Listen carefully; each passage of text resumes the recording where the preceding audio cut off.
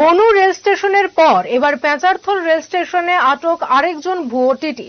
তার নাম কৌশিক সরকার, বাড়ি ঊনকোটি জেলার পেঁচারথলের শিববাড়ি এলাকায়। জানা গেছে, টিটি পরিচয় দিয়ে যাত্রী ও হকারদের কাছে টিকিট তল্লাশির সময় সন্দেহ হলে উত্তম মধ্যম দিয়ে রেলের যাত্রীরা ভুয়ো টিটিকে তুলে দেয় রেল কর্মীদের হাতে। বুধবার রাতে আগরতলা ধর্মনগর যাত্রীবাহী ট্রেনে সংঘটিত হয় এই ঘটনা।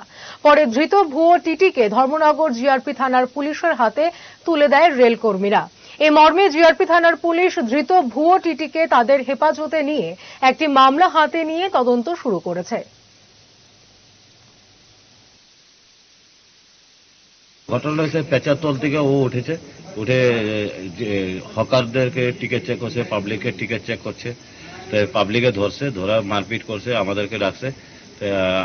পানিসাগরে নামিয়ে আমরা এসিতে আনলাম। আনার পরে তো টিটি স্যার কমপ্লেন দিল।